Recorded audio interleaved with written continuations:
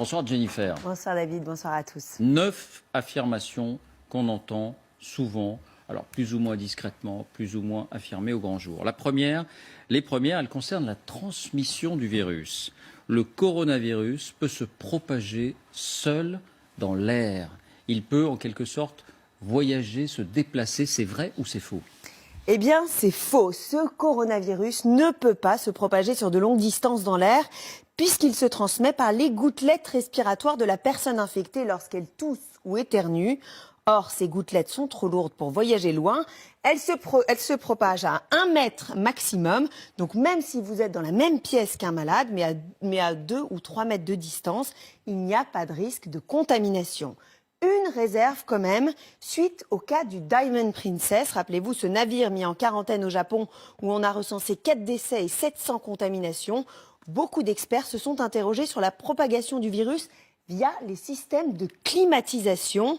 Les gouttelettes émises par des patients contaminés auraient pu voyager dans les conduits d'aération, surtout que le système d'aération au sein des cabines n'était pas pourvu de filtres comme ceux prévus dans les hôpitaux. Mais le virus peut survivre sur des objets comme les billets de banque si les gouttelettes tombent dessus d'une certaine manière. C'est vrai ou c'est faux ?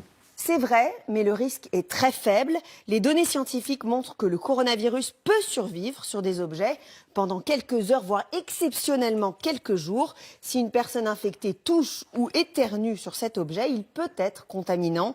La meilleure protection consiste donc à se laver les mains régulièrement. En Chine, on a d'ailleurs vu des opérations massives de désinfection de billets de banque, notamment à Wuhan.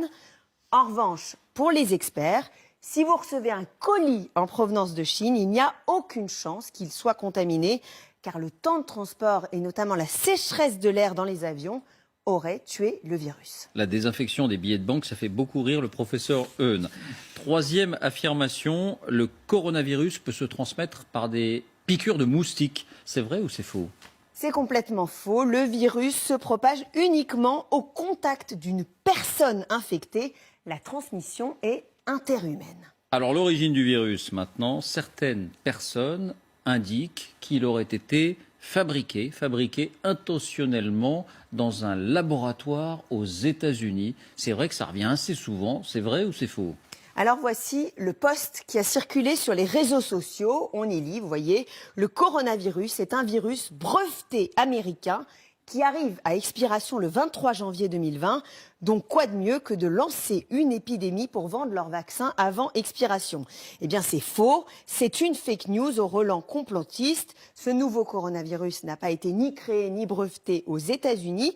Il existe bien un brevet, mais qui n'est pas consacré au virus actuel, mais à celui du SRAS, une autre souche de coronavirus qui avait provoqué plus de 700 décès en 2003.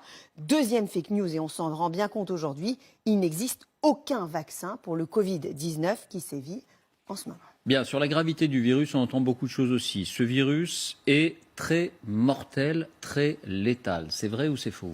Faux. Pour l'instant, on compte 2700 décès en Chine et 77 504 contaminations, soit un taux de mortalité, si on le calcule, de 3,4%. Mais ce chiffre semble largement surestimé puisque tous les malades n'ont pas forcément été identifiés. La dernière étude chinoise du 21 février évoquait plutôt un taux de mortalité de 2,3%. C'est plus que la grippe saisonnière, 0,1%, mais beaucoup moins que l'épidémie de SRAS, 9,6%. Pour le ministre de la Santé, la grande majorité des cas sont sans gravité. Écoutez. On sait, 80% des formes sont des formes sans gravité. 15% des formes sont considérées comme sévères, c'est-à-dire avec une forte fièvre et des troubles respiratoires. 5% des formes sont dites réanimatoires, c'est-à-dire que 5% des malades contaminés par le virus vont faire un séjour en réanimation. Voilà, et j'ajoute qu'à l'instant, le bilan évolue en Italie. On est à 10 morts désormais. On était à 7 morts, on passe à 10 morts. Autre affirmation sur la gravité, seules les personnes âgées sont susceptibles de mourir de l'infection par ce virus. C'est vrai ou c'est faux ? C'est faux, hein. Le coronavirus peut aussi tuer des personnes jeunes. C'est le cas, rappelez-vous, de Li Wenliang. Cet ophtalmologue a été tué par la maladie à 34 ans. C'était l'un des premiers lanceurs d'alerte de ce coronavirus à Wuhan, en Chine. On sait aussi que l'habitant de Codogno, Mattia, qui a propagé l'épidémie en Lombardie, n'avait que 38 ans et qu'il est dans un état grave en ce moment, hospitalisé à Milan. Mais dans la grande majorité des cas, les victimes sont des personnes âgées, souvent atteintes d'autres pathologies. Chez les plus de 80 ans, le taux de létalité du coronavirus monte à 15%.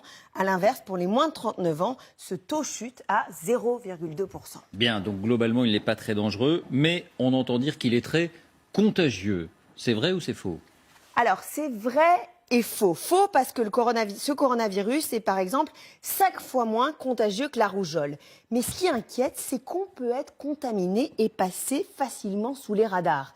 Pourquoi? Eh bien parce qu'il existe des personnes avec des formes très légères de la maladie, voire asymptomatiques, sans toux et sans température, qui peuvent transmettre le virus, d'autant que la période d'incubation du virus est longue. Elle est comprise entre 1 et 14 jours, période pendant laquelle le patient est contagieux, mais ne présente pas forcément les symptômes. Bien, 2 dernières questions sur la protection. Alors les masques, on a entendu tout et son contraire sur les masques. Au final, sont-ils efficaces? Oui, ils sont efficaces, on entend dire. C'est vrai ou c'est faux? C'est vrai, à condition de bien les choisir. Les masques en papier, type masques chirurgicaux, ne sont efficaces que pour les personnes malades et pour limiter la propagation du virus.